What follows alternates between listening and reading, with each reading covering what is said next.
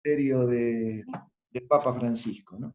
Así que desde ahí la propuesta es generar caminos de esperanza y convertirnos en misioneros de esperanza, ¿no? Esto no van a ser 3 clases de esperanzología para convertirnos en esperanzólogos, sino que fundamentalmente la idea es convertirnos en misioneros de esto, ¿no? Y ante tanto dolor, ante tanta incertidumbre, ante tanto desánimo, ante el fracaso de teorías, de ideologías, de sistemas, seguir ofreciendo el Evangelio como el gran camino de esperanza para el mundo que vivimos. Por eso los temas, dentro de un ratito nomás, el obispo Jorge nos va a hablar de los signos de los tiempos.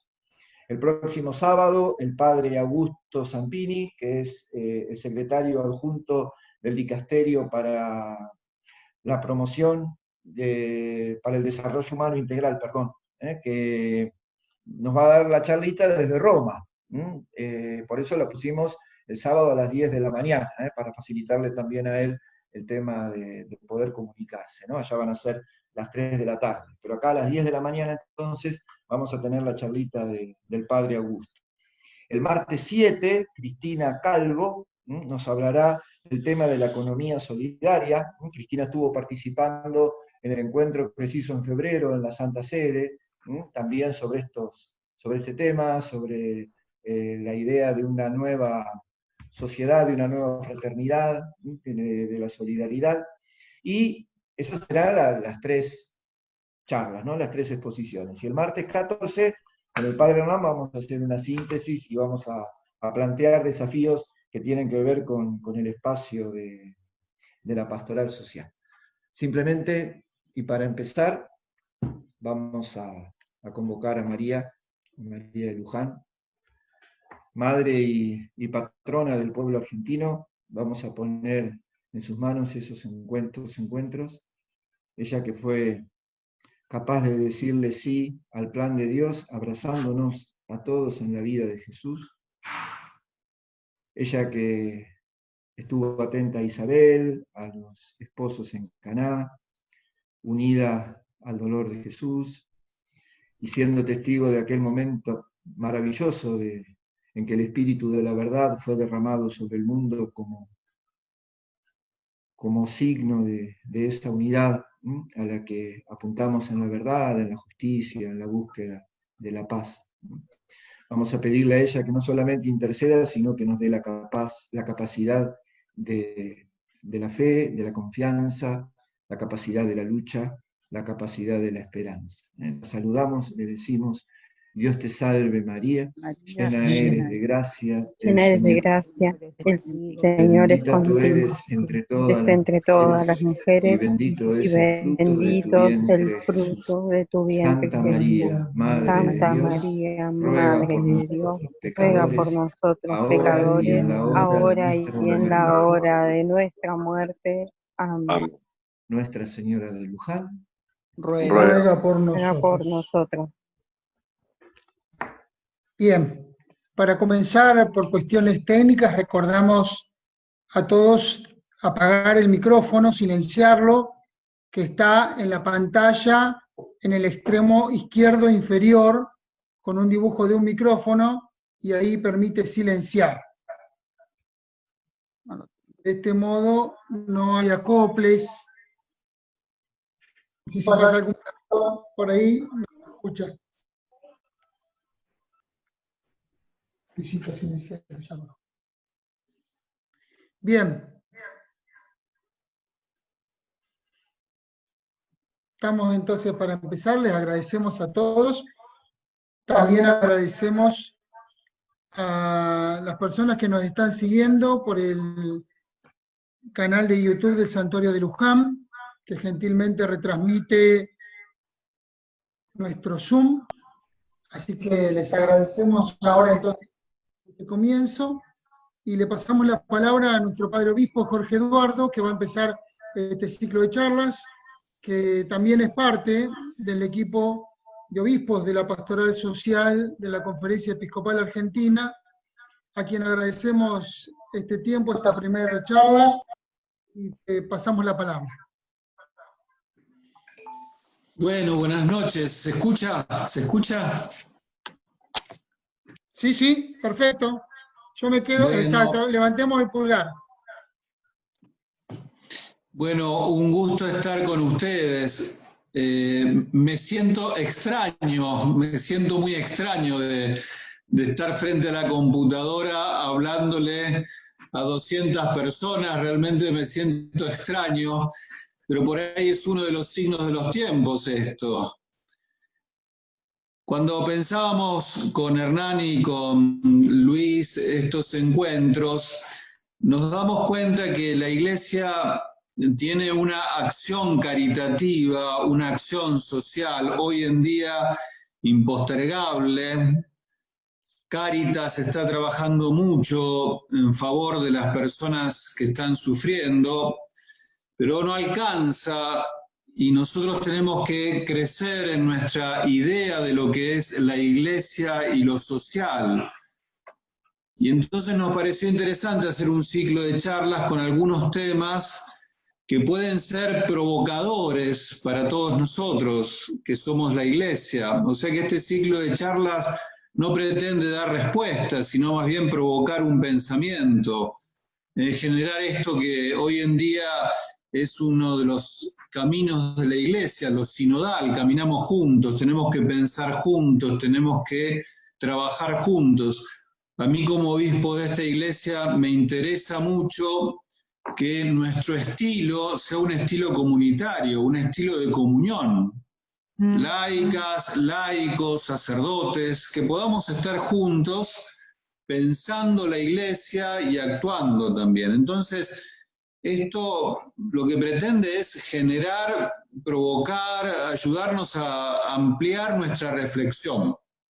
El primer tema es los signos de los tiempos. Este es el primer tema, los signos de los tiempos. Esto es lo que yo voy a tratar de desarrollar. Es un tema que no es nuevo, pero que tiene mucho que ver con el Concilio Vaticano II. Quiero decir esto, el Concilio Vaticano II ha sido en la Iglesia un acontecimiento muy importante, muy importante. Francisco, el Papa Francisco, para mi gusto, es un acelerador del Concilio Vaticano II, alguien que está poniendo el Concilio Vaticano II entre nosotros, en el mundo, en la Iglesia, de una manera muy contundente. Pero ¿cuál es la característica del Concilio Vaticano II? Retomar la dinámica misionera que el mismo Jesús le dio a la Iglesia. ¿En qué consiste la dinámica misionera de la Iglesia? En que Dios y el hombre se encuentren. Dios y el hombre se encuentren. Esa es la dinámica misionera.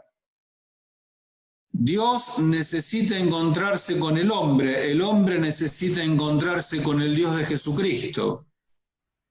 Jesús mandó a sus discípulos diciendo vayan. Ese vayan es generen el encuentro.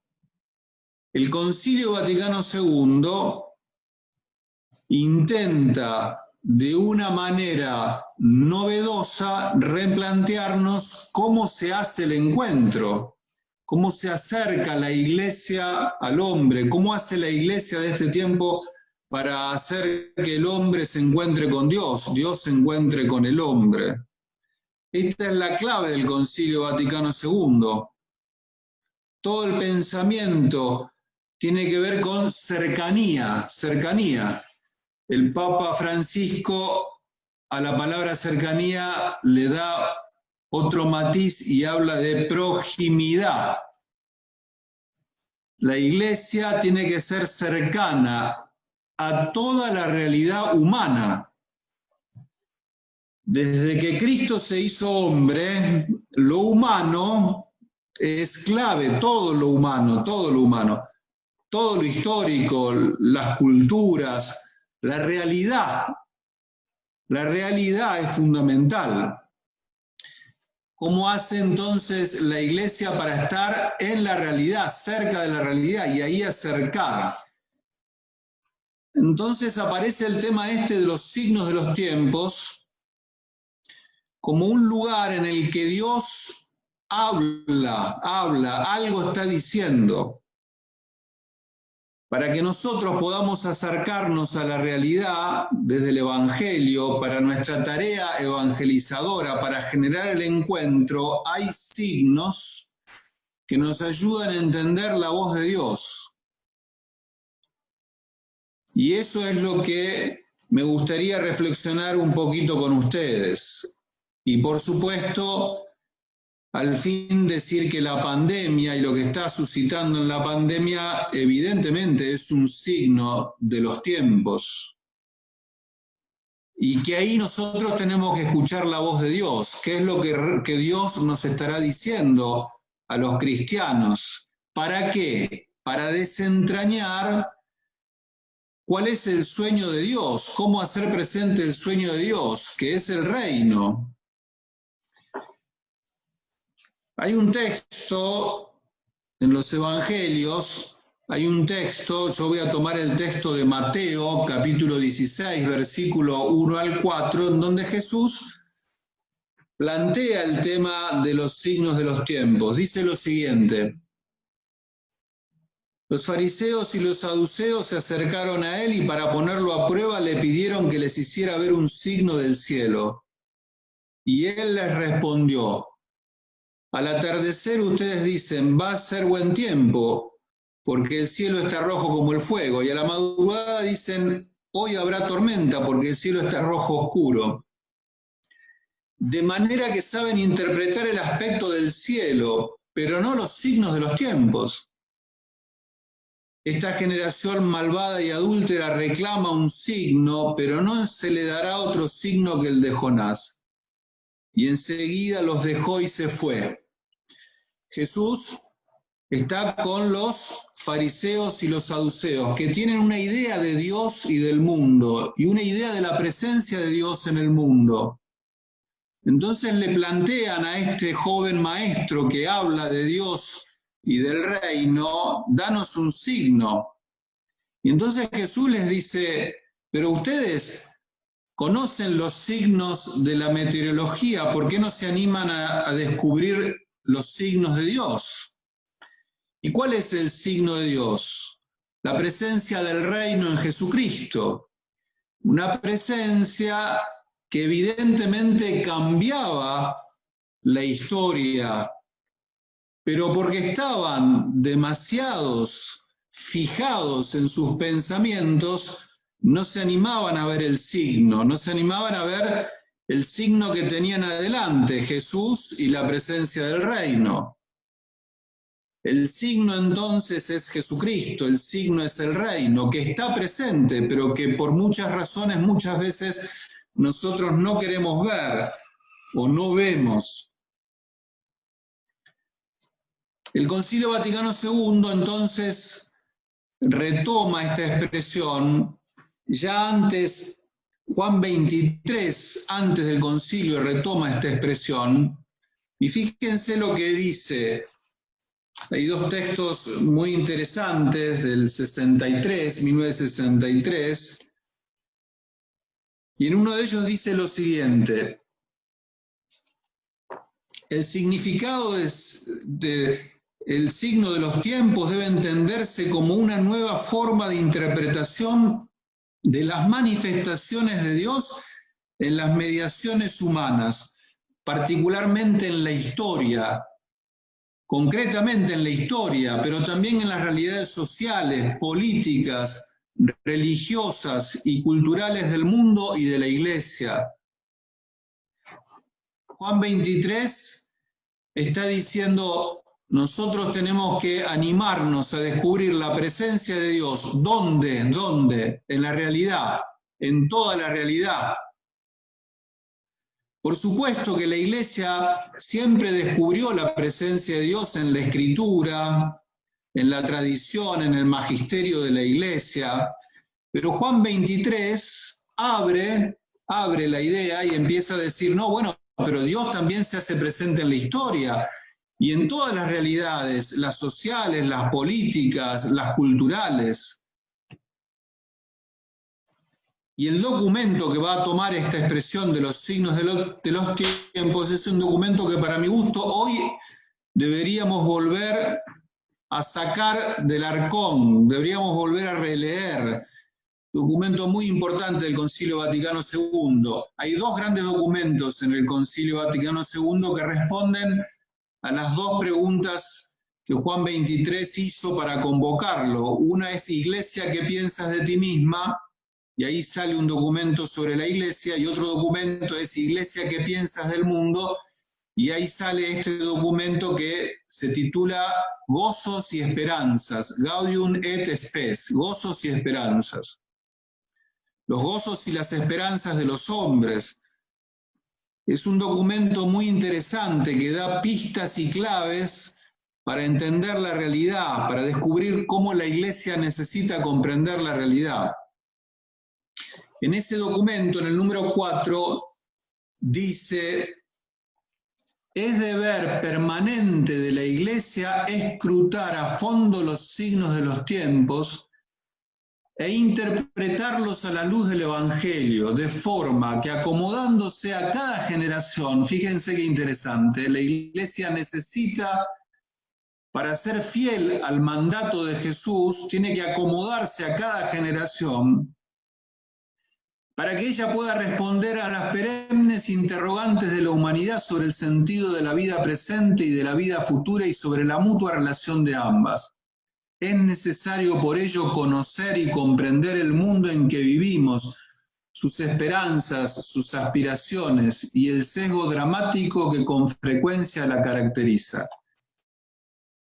Los signos de los tiempos, entonces, no es una salida a las respuestas que las personas están buscando frente a las problemáticas. No es que el signo de los tiempos necesariamente no es una respuesta.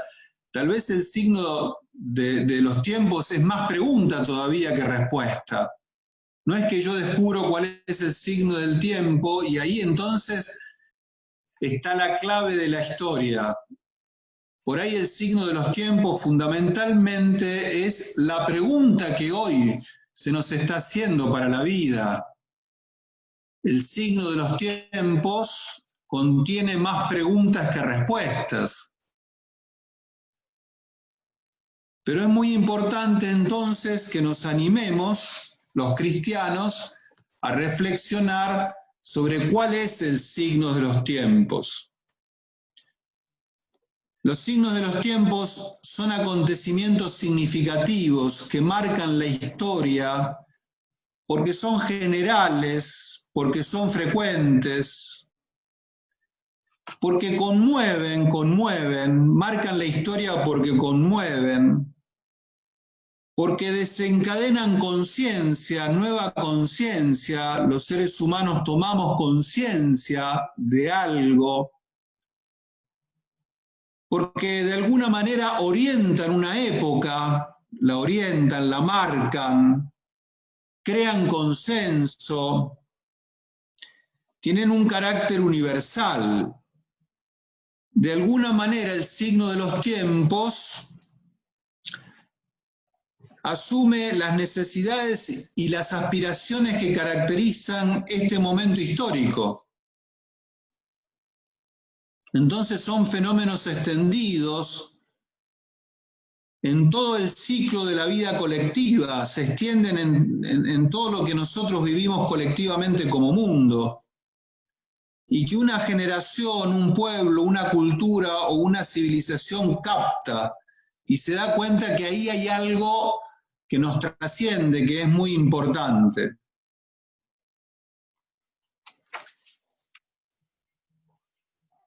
Entonces, hay signos históricos que por su característica uno podría llamar, como nos pide Jesús, un signo de los tiempos. Pero segundo planteo que les hago, necesitamos discernir. es un gran tema que yo no lo voy a trabajar, solamente digo que no por casualidad el Papa Francisco, que quiere llevar adelante el Concilio Vaticano II, plantea permanentemente la necesidad del discernimiento. Es una palabra muy jesuítica, el discernimiento, porque San Ignacio se dedicó a trabajar el tema del discernimiento.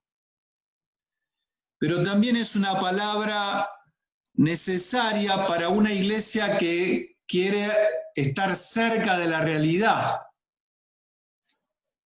evangélicamente hablando. Entonces, el Papa Francisco siempre nos va a invitar al discernimiento y nosotros tenemos que intentar generar una manera de vincularnos con la realidad desde el discernimiento. Está dentro de un proceso de conversión personal, no se puede discernir si uno no encara un cambio personal, pero también un cambio institucional, un cambio comunitario. La iglesia tiene que cambiar, el discernimiento ayuda a la conversión eclesial, comunitaria, institucional. Necesitamos cambiar actitudes, hace falta escuchar, hace falta observar, contemplar, dialogar, estar, que tiene que ver con la pedagogía de la cercanía, esto que decíamos, la cercanía al corazón de Dios y la cercanía al corazón del hombre. En Evangelii Gaudium el Papa habla de una connaturalidad afectiva, se discierne porque uno tiene una connaturalidad afectiva con Dios y con la realidad. Para entender la realidad hace falta acercarse a ella con la mirada del buen pastor, que no busca juzgar, sino amar. Solo desde la connaturalidad afectiva que da el amor podemos apreciar la vida que hay, la vida religiosa que hay en los pueblos cristianos, especialmente en los más pobres. El discernimiento entonces no es solo un método, es una actitud frente a la vida. Nos están pasando cosas significativas, tenemos que tratar de entender lo que nos está pasando como mundo. Hace falta discernir. En la América Latina, hace rato se viene trabajando un método que lo tenemos como asumido, que es ver, juzgar y actuar, que es un primer método de discernimiento. Vemos, juzgamos, actuamos. Yo un poco cambié las palabras y propongo contemplar, dialogar, discernir, proponer. Lo que quiero decir es que es muy importante en el discernimiento un primer momento de contemplación, de escucha real, de un cambio de actitud. Me dejo penetrar por la realidad, dialogo con ella, pondero, la interpreto para después poder actuar. Hay signos, hace falta el discernimiento. Tercer punto que me propongo reflexionar con ustedes. ¿Cuáles podrían ser hoy los signos de los tiempos? Y esa es la pregunta de la charla. ¿Cuáles podrían ser hoy los signos de los tiempos? El Concilio Vaticano II, la Gaudium et Spes que les nombraba, decía en el 1965, siglo pasado, decía, es un signo de los tiempos los cambios profundos y acelerados. Ya en el 65, dice, el mundo está cambiando de manera acelerada. Eso ya es un signo. El Papa Francisco habla de rapidación en Laudato Si. Vivimos rápidamente. Todo es rápido. Una velocidad, es un signo del tiempo. Cambios veloces. No nos podemos parar, no nos podemos situar. También la Gaudium et Spes habla de tensiones políticas, sociales, económicas, raciales e ideológicas. Fíjense qué interesante. 1965. Ya el concilio decía que uno de los signos de los tiempos son las tensiones que se dan en la política, en lo social, en lo económico, en lo racial. También un signo de los tiempos del Lagauño de Tespés, la formación del pensamiento. No hablaba de tecnología, pero sí hablaba de ciencias matemáticas y naturales. La extensión de la sociedad industrial y urbana.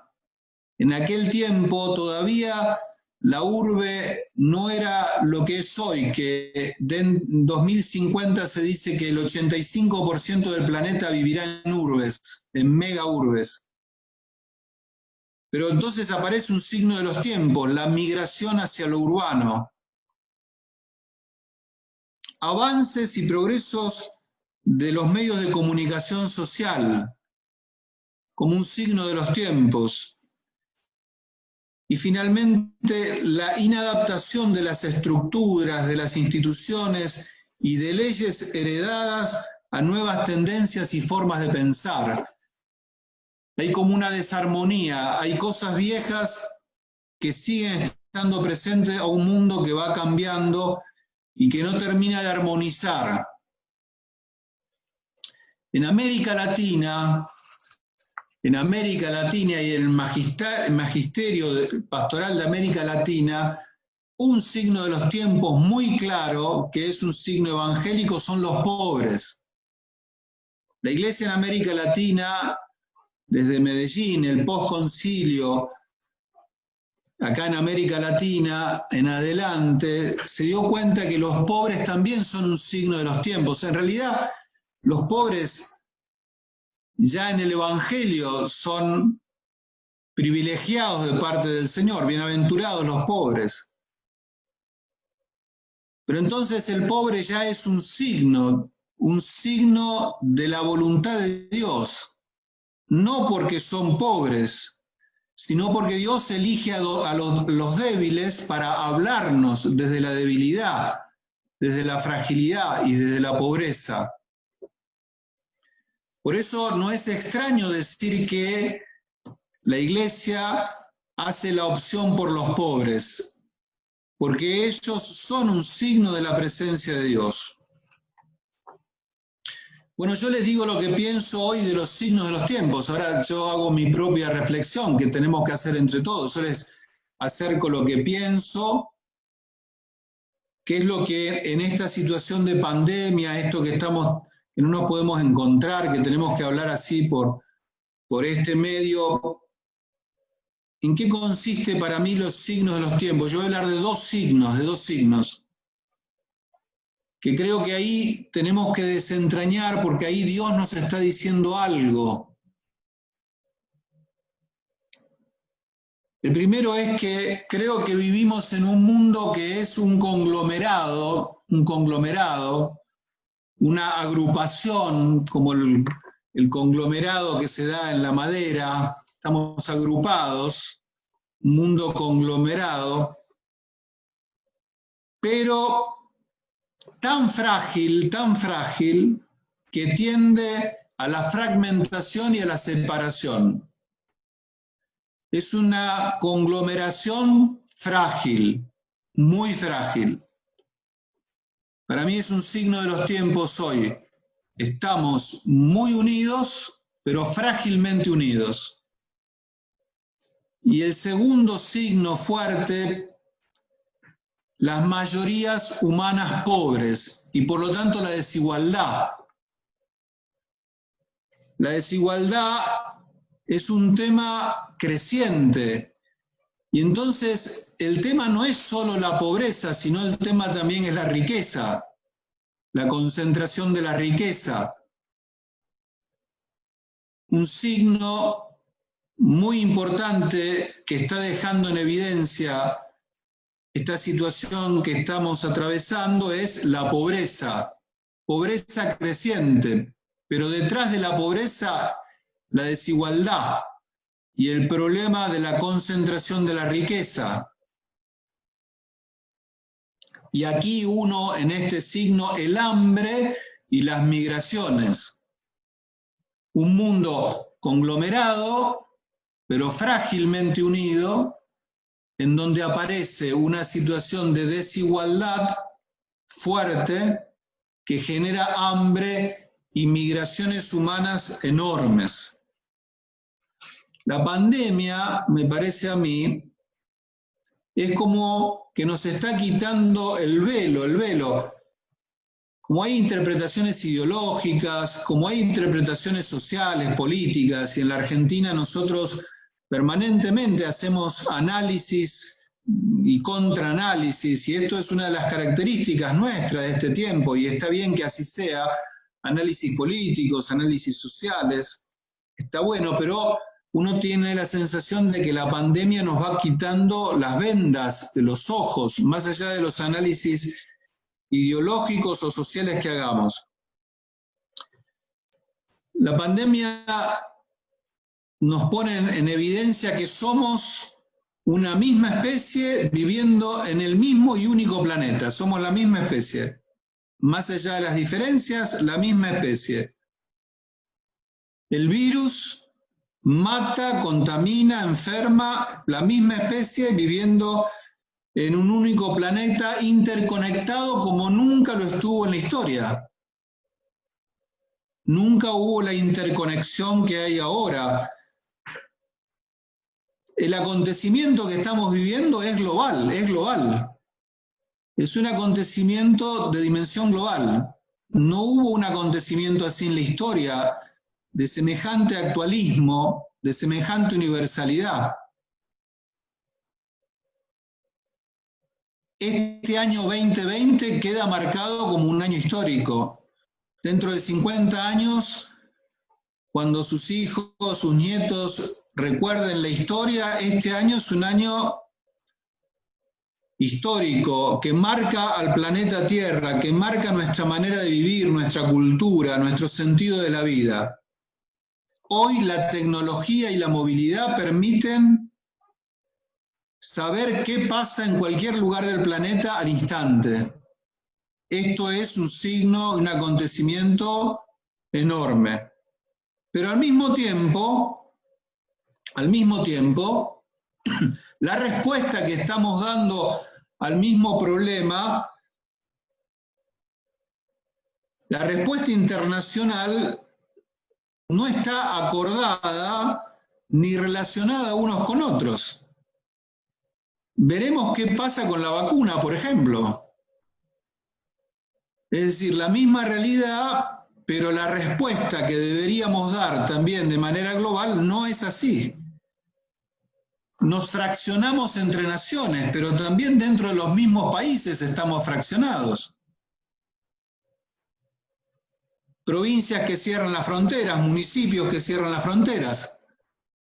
No hay acuerdo entre municipios, lo que está pasando entre el AMBA, la Cava, todo esto que estamos viviendo en la Argentina. La respuesta que damos no es posible darla de una manera organizada entre todos. En un mismo edificio hemos visto que una persona se contagia y otros responden, algunos responden de manera solidaria y otros responden de manera excluyente. A todo esto, también nos vamos dando cuenta que hay algunos países, muy pocos países en el mundo, que controlan las tecnologías y todo el potencial tecnológico, que tienen capacidad de desarrollar tecnologías y un potencial enorme, todo lo que es la inteligencia artificial, la biotecnología, las herramientas de vigilancia masiva, por ejemplo. Algo que hoy en día a nosotros nos parece lejano, pero que no lo es. Tenemos por delante desafíos medioambientales, poblacionales, etc. Por otra parte, la pobreza no es solo un fenómeno sociológico, estadístico o económico. Son personas concretas, familias. Yo la vez pasada estaba recorriendo los barrios ahí en Rodríguez y uno se da cuenta lo que significa quedarse sin la changa diaria, quedarse sin la posibilidad del trabajo, los que viven del trabajo cotidiano, semanal. Y hoy salían los índices de caída de ingresos son enormes. Es decir, estamos frente a un desafío de pobreza generalizado y profundo. Leyendo la vez pasada un libro de uno de estos que estudian mucho el tema económico, Thomas Piketty, él planteaba ya en un libro que parece que ha sido muy importante, pero me parece que está quedando viejo, que el problema no es solamente la pobreza, sino esto que les decía. El problema es la concentración de la riqueza y la distribución de la riqueza.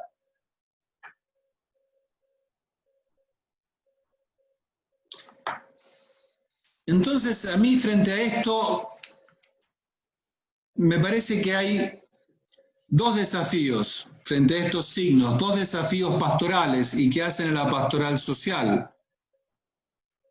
La realidad que nos planteó el Concilio Vaticano II, la relación iglesia, mundo y reino de Dios, me parece que los dos desafíos son, por esto que decía Luisa al comienzo, una perspectiva de esperanza. El primero es poner a la persona en el centro de todos los planteos, los culturales, los sociales, los políticos y los económicos. En el centro tiene que estar la persona, siempre la persona, que creo que es la prédica infatigable de Francisco. Y por otro lado, el otro desafío frente a estos signos de los tiempos es optar por la fraternidad humana como superadora de la exclusión y propulsora del bien común. Entonces, ¿qué es lo que yo creo que Dios nos está diciendo? Acá ya hago una interpretación mía, personalísima, que les propongo. Propongo seguir pensando. ¿Qué es lo que creo que frente a toda esta situación de signo del tiempo, qué es lo que creo que Dios nos está invitando a hacer? Poner la persona en el centro y la fraternidad humana. Pero en el fondo, siento que el desafío, lo voy a decir en difícil, no sé cómo decirlo más fácil, pero creo que se entiende. Parece que el desafío fundamental es pasar de un macro paradigma del poder a un macro paradigma del cuidado. A mí me parece que el mundo, frente a estos cambios y a estos signos de los tiempos, optando por la persona, optando por la fraternidad humana, debe animarse a hacer un cambio paradigmático fundamental, que es dejar atrás una estructura de pensamiento y una estructura de relación con la realidad que es desde el poder, a otra estructura de pensamiento y otra estructura de relación con la realidad que es la del cuidado. El Papa Francisco algo dice en una encíclica que para mí es estupenda, que es Laudato Si. El Papa Francisco en Laudato Si dice que uno de los grandes problemas en el mundo es el paradigma tecnocrático. El paradigma tecnocrático lo explica muy bien, léanlo, el número 102 en adelante. El paradigma tecnocrático, en el fondo, es que el sujeto, lo voy a leer, el sujeto se halla frente a la realidad totalmente disponible para su manipulación. La intervención humana en la naturaleza siempre ha acontecido, pero durante mucho tiempo toda la característica era de acompañar, de plegarse a las posibilidades que ofrecen las cosas mismas.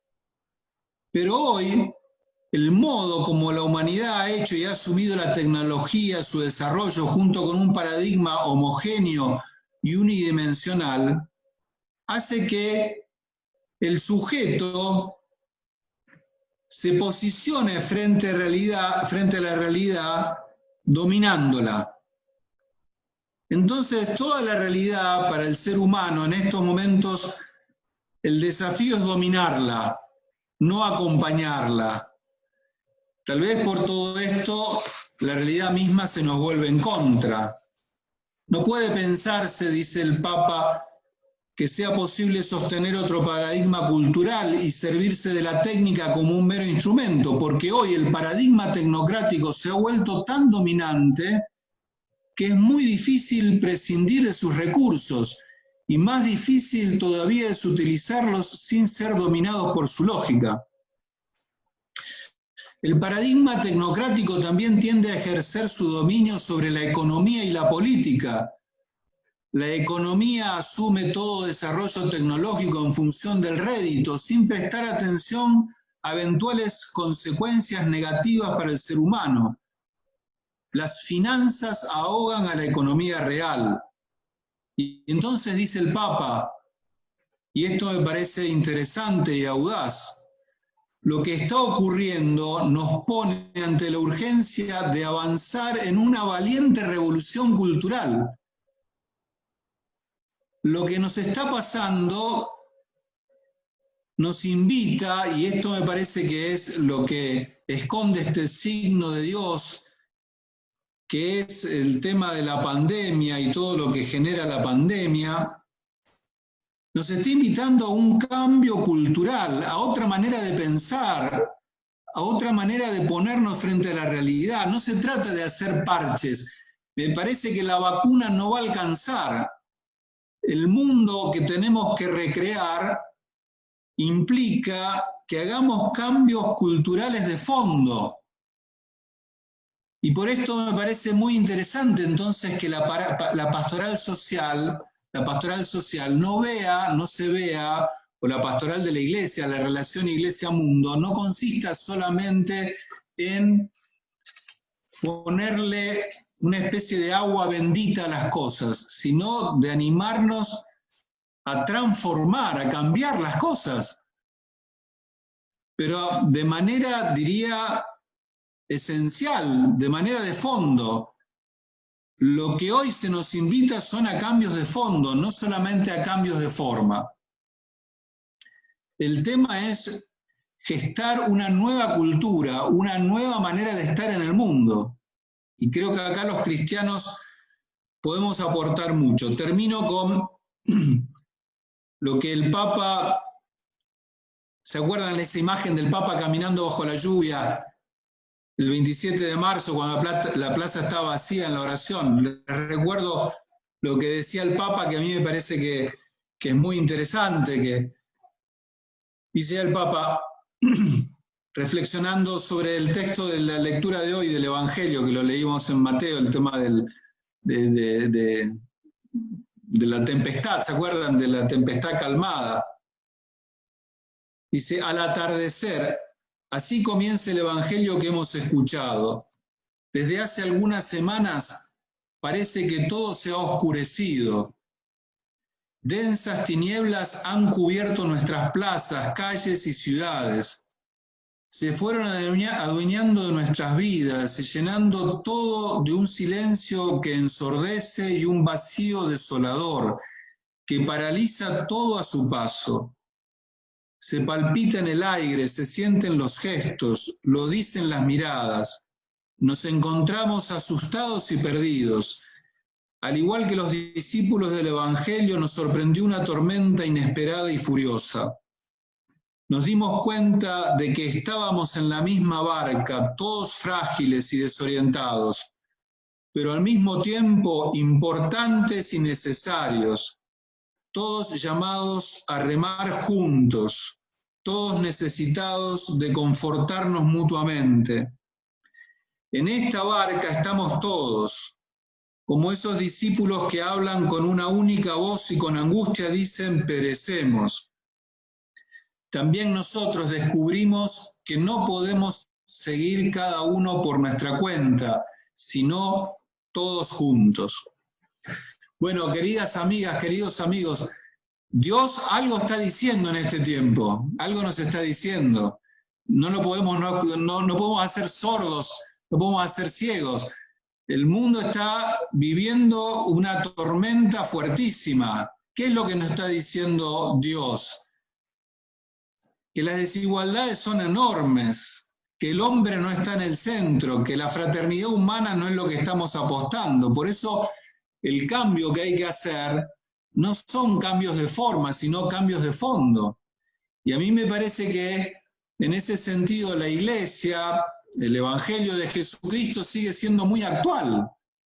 yo siento que a veces quedamos muy arrinconados en la iglesia, o podemos quedar muy arrinconados por todos los pecados de la iglesia, todas las dificultades que tenemos, pero sinceramente creo que el Evangelio puede proponerle al mundo la riqueza de su humanismo, que es enorme. Así que bueno, este es mi aporte en esta primera reflexión. Sencillito, pero bueno, me daban ganas de pensar que Dios está activo, Dios está hablando, y si no lo escuchamos es un problema nuestro, no de Dios. Como ese cuentito, ¿se acuerdan de ese que estaba en la inundación? ¿Se acuerdan el cuento, no? Y entonces se inunda y le mandan lanchas y vienen y el tipo se queda ahí, hasta el final se muere y se va al cielo y le dice, pero Dios, me abandonaste. Le dice, ¿cómo te abandoné? Te mandé 3 lanchas, ¿no? Entonces como que evidentemente es un tiempo en donde Dios nos está diciendo muchas cosas que no podemos dejar de escuchar. Para mi gusto la clave es animarnos a hacer cambios profundos, poniendo en el centro la persona, siempre la persona y la fraternidad humana. Bueno, muchas gracias. No sé cómo sigue esto, Hernán. No, gracias a vos, Jorge Eduardo. La idea también, si te parece, que si alguien quiere hacer alguna pregunta, la puede hacer a través del chat, para que no se mezclen los micrófonos. Yo la hago en voz alta para que vos la puedas responder. ¿Te parece? Dale, sí. Unos minutitos, así no se hace muy tarde. No, exacto. ¿Alguien quiere pasar alguna pregunta? Por el chat. Por el chat, sí.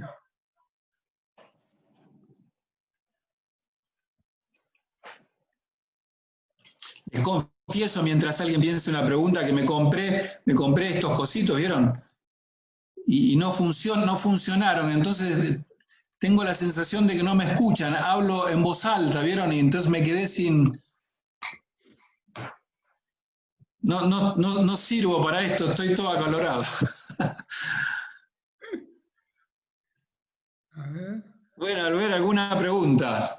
Gracias por las gracias, pero alguna pregunta, si alguien quiere hacer. Ya está. Gracias. No sé qué pasa esto. Acá. Espera un segundito. Vamos a bajar el volumen de esta.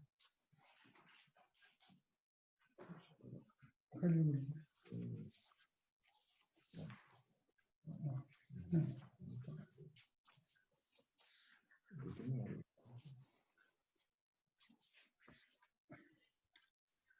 Bien, acá hay una pregunta.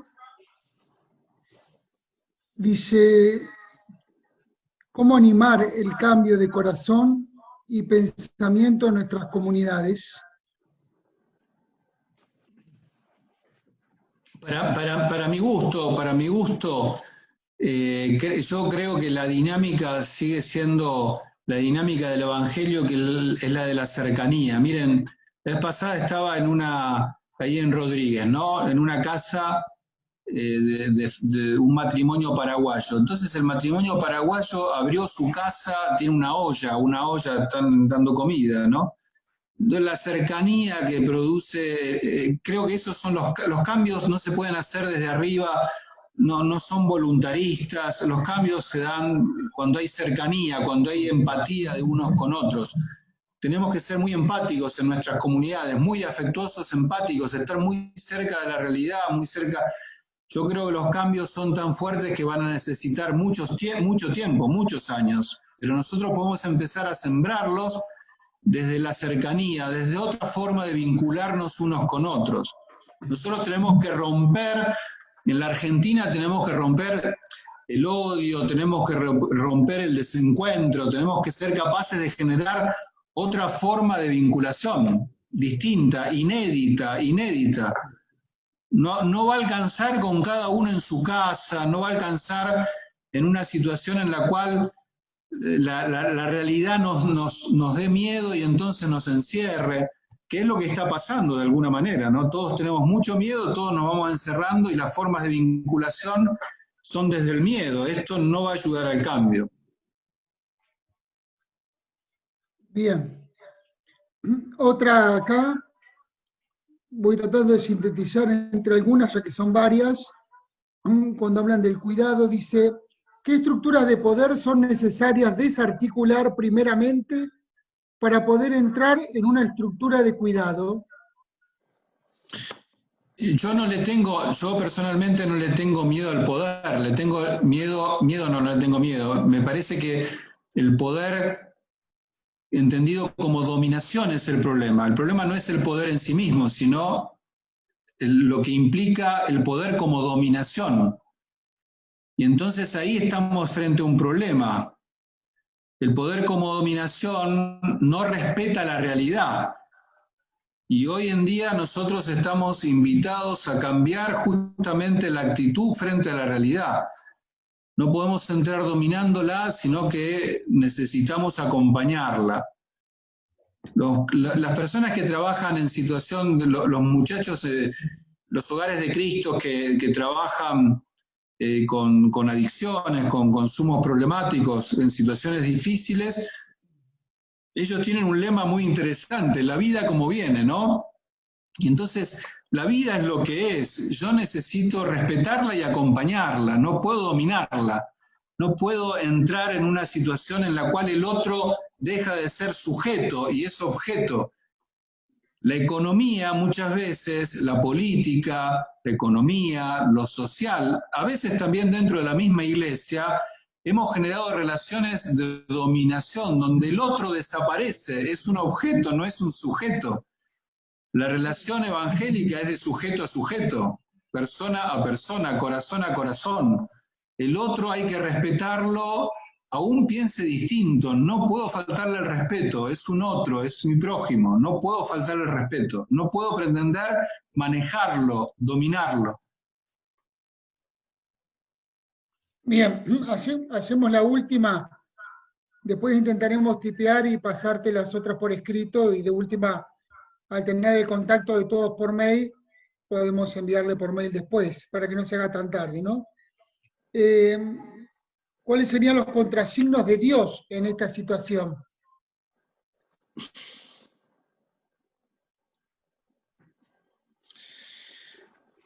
Entiendo que no lo pensé así, lo voy a decir rápidamente, pero, por ejemplo, voy a poner un tema que no es el único, pero pongo un tema que es tal vez muy significativo, es muy sensible, ¿no? Por ejemplo, el aborto tiene una extensión, es un signo muy fuerte. Tiene una extensión, una profundidad, una universalidad muy grande, un consenso incluso muy grande, pero ese no es de Dios. ¿Y por qué no es de Dios? Porque ahí la vida está maltratada, está no tratada. Pero uno podría decir, el aborto, el hambre, la gente que tiene que dejar, las migraciones de millones de personas, hay muchos contrasignos o signos que no pueden ser de Dios, porque en el fondo son contra el hombre, contra la persona, contra la fraternidad. Uno podría hacer un barrido de muchas situaciones en las cuales las personas quedan en estado de exclusión. Fíjense, un tema que es, diríamos, antirreino. Una persona descartada, es una persona que quedó fuera del sistema, una persona que no tiene futuro, no tiene presente, es una persona que no existe. Eso no es de Dios.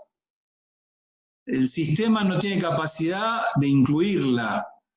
El sistema humano, ¿no? El sistema que hemos generado, con lo cual está fuera de todo sistema, fuera de toda oportunidad. Chiquitos que uno sabe que están fuera de oportunidades alimentarias, fuera de oportunidades educativas. Es decir, eso no es de Dios.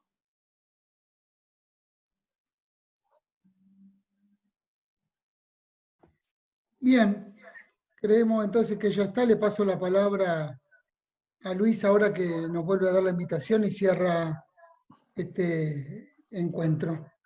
Gracias. Lo único que quiero decir es que me parece que lo que viene el sábado, lo de Augusto y después lo de Cristina, es mucho más rico que lo que yo dije, de verdad lo digo, ellos son expertos y yo creo que vale la pena escucharlos. Gracias, muchas gracias, que Dios los bendiga, gracias. Luis. Bueno. Espera que te habilito el... ya.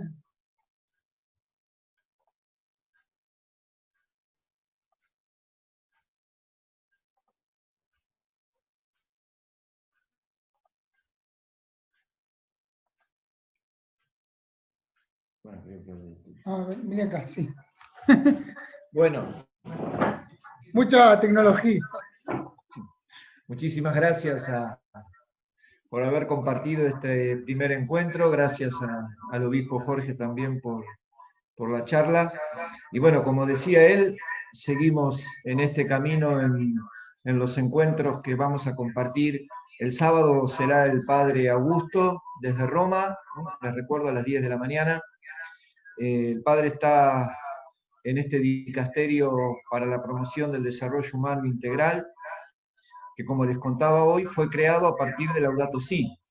Y entonces él desde el 2017 está integrando ese dicasterio, y como decía el obispo recién, bueno, con una experiencia y una dinámica de trabajo que seguramente va a ser muy interesante seguir. Entonces nos volvemos a encontrar, Dios mediante, el próximo sábado.